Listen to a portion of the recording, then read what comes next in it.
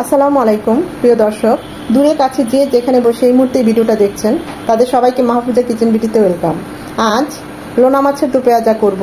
আমরা ইলিশ মাছের এটা লবণ দিয়ে সংরক্ষণ করা হয়, এটাকে আমরা লোনা মাছই বলি।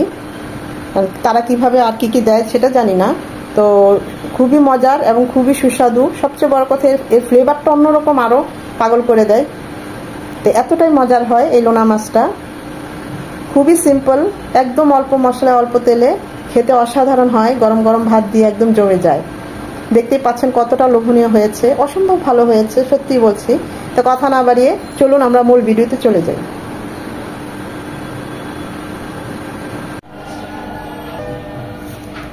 লোনা মাছ রান্না করব। ইলিশ মাছটাকে এভাবে লবণ দিয়ে যে রাখা হয় সংরক্ষণ করে, সেটাকেই তো আমরা লোনা মাছ বলি। যে দেখতেই পাচ্ছেন প্রচুর লবণ দিতে হয়, এটা দীর্ঘদিন ভালো থাকে। তো এটা আমি বাজার থেকে কিনে এনেছি। পিসগুলো অনেক বড় বড়, এটার ফ্লেভার খুবই ভালো হয়। অল্প একটু মাছ দিয়ে ভুনা করলেও খুব ভালো লাগে। তা আজ এই লোনা মাছ দো পেঁয়াজা করব। ভালোভাবে ধুয়ে ছোট ছোট করে কেটে নেব। অসম্ভব মজার এই লোনা মাছের দো পেঁয়াজা। বেগুন দিয়েও করা যায়, একটা ছোট্ট বেগুন, বেশি না, সামান্য বেগুন। মাছের চেয়ে বেগুনের পরিমাণ খুবই কম থাকবে, সেটা একদম বেগুনটাকে কুচিয়ে নিয়ে পেঁয়াজের মতো করে সেটা দিয়েও করলে খুব ভালো হয়। তা আজ আমি দো পেঁয়াজা করব। প্যানে দিয়ে দিচ্ছি সয়াবিন তেল 2 চামচের মতো। তেলটা গরম হয়ে এসেছে। যেহেতু লোনা মাছের দো পেঁয়াজা করব, তাই আমি 1 কাপ পেঁয়াজ কুচি দিলাম। দো পেঁয়াজাতে পেঁয়াজটা একটু বেশি লাগে, সামান্য একটু লবণ ছিটিয়ে দিচ্ছি যেন পেঁয়াজগুলো খুব দ্রুত নরম হয়ে যায়।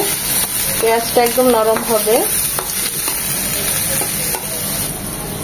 পেঁয়াজটা আরেকটু নরম হবে। এর আগেও আমি লোনা মাছের দো পেঁয়াজা করেছি, বেগুন দিয়ে লোনা মাছ চচ্চড়ি দেখিয়েছি। আজ আবারও করলাম। আমি যখন তেল দেই বা যা কিছু দেই, তেলটাই বিশেষ করে, আমি কিন্তু মেপে দেই না। 2 চামচ 3 চামচ 4 চামচ এভাবে বলে দেই। তো যেহেতু আমি আমার চোখের আন্দাজে এবং পরিমাপটা অনুযায়ী কিছুটা ধারণা করে দেই, 1/2 চামচ কম বেশি হতেই পারে। সেটা কিন্তু আপনারা ক্ষমা সুন্দর চোখে দেখবেন।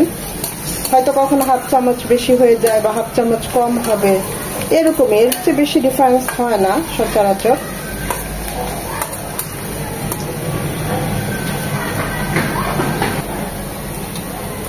পেঁয়াজটা একদম নরম হয়ে গিয়েছে, লাল লাল হয়ে এসেছে।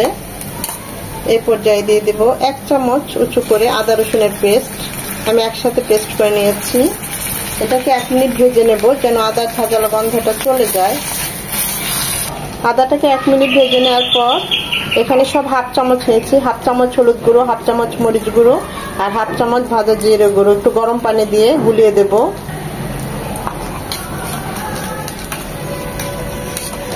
গুঁড়ো মশলা পানি দিয়ে একটু গুলিয়ে দিলে বাটা মশলার ফ্লেভার আসে, টেস্টও আসে।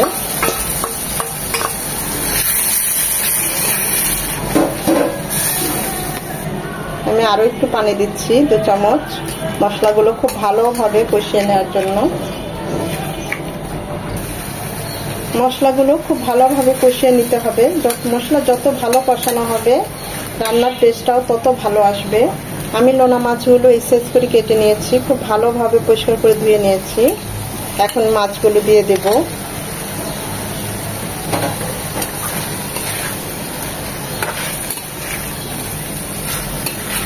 খুব বেশি ঘাটাঘাটি করা লাগবে না, নাড়াচাড়া করা লাগবে না, তাহলে একদম কাটা কাটা হয়ে যাবে। আসলে এটার টেস্ট এবং ফ্লেভার দুটোই অনবদ্য। এটা না খেলে বোঝা যায় না লোনা মাছটা এতটাই টেস্টি আর এতটাই ফ্লেভারফুল। 3 থেকে 4 মিনিট কষিয়ে নেওয়ার পর এখানে দিয়ে দিচ্ছি ফুটানো পানি 1/2 কাপ। খুব বেশি লাগবে না, যেহেতু আমি দো পেঁয়াজা করব। আমি এখনই লবণটা দিচ্ছি না, লোনা মাছ কিন্তু লবণ দিয়েই সংরক্ষণ করা হয়, এতে লবণের পরিমাণটা খুব বেশি থাকে। আর এছাড়াও আমরা পেঁয়াজটাকে নরম করার জন্য কিছুটা লবণ দিয়েছি, তাই লবণটা আমি টেস্ট করে বুঝে তারপর দেব। দিয়ে দিচ্ছি 4টা কাঁচা পাকা মরিচ। আমি এইভাবে মাছের আগাটা কেটে ভেঙে দিয়েছি যেন ফ্লেভারটা বের হয়ে আসে। লবণটা দেই নাই, খুব ভালো হয়েছে, তা না হলে সারে সর্বনাশ হয়ে যেত। একদম ঠিক আছে, কারণ আমি আগেই বলেছি লোনা মাছের প্রচুর পরিমাণে লবণের পরিমাণটা বেশি থাকে। চেষ্টা করবেন একদম লবণটা স্কিপ করতে। তারপরে যদি মনে হয় টেস্ট করে দেখেন সামান্য একটু দিয়ে দিবেন, তা না হলে কিন্তু একদম ধরা খেতে হবে। এটা এখন কুক হবে মিনিমাম 10 থেকে 12 মিনিট।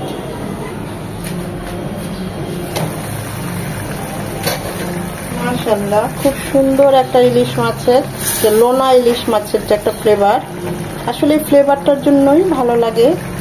যে কোনো কিছু দিয়ে, এটা বেগুন দিয়ে বা অনেক সবজি দিয়ে লোনা মাছটা যে এরকম ছোট ছোট করে, বেশি লাগে না এই মাছটা, 1 পিস বা 2 পিস দিয়ে এরকম ছোট ছোট টুকরা করে বেশ কিছু সবজি দিয়ে বা বেগুন দিয়ে রান্না করলে এর ফ্লেভারেই মানে পেট ভরে ভাত খাওয়া যায়। এটা এতটাই টেস্টফুল এবং ফ্লেভারফুল। সব শেষে ধনেপাতা কুচি দিয়ে নামিয়ে নেব।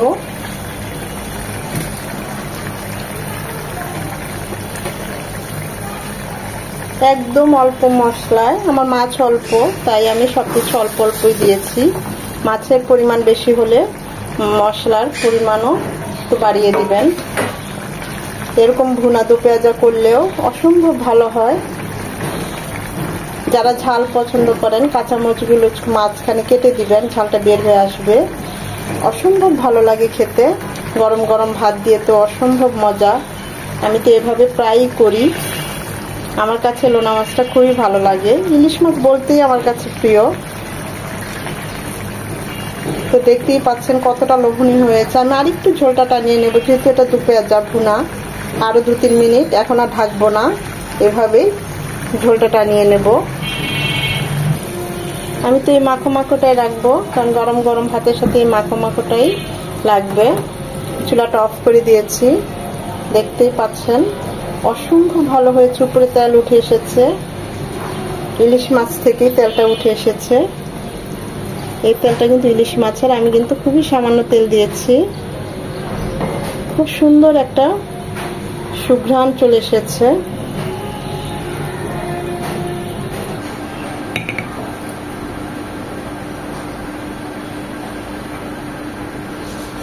আশা করি ভিডিওটা আপনাদের ভালো লেগেছে। আর যদি ভালো লেগে থাকে অবশ্যই একটা লাইক দিবেন, কারণ এই লাইকটা পরবর্তী ভিডিও করতে আমাকে উৎসাহিত করে, সাহায্য করে। ফ্রেন্ডস এন্ড ফ্যামিলির মাঝে বেশি বেশি করে শেয়ার করে দিবেন, যেন তারাও দেখার সুযোগ পায়। আর এই রকম মজার এবং সহজ রেসিপি পেতে আমার চ্যানেলটা সাবস্ক্রাইব করে আমার পাশে থাকবেন। ধৈর্য ধরে যারা এতক্ষণ আমার এই ভিডিওটা দেখেছেন তাদের সবাইকে অসংখ্য ধন্যবাদ।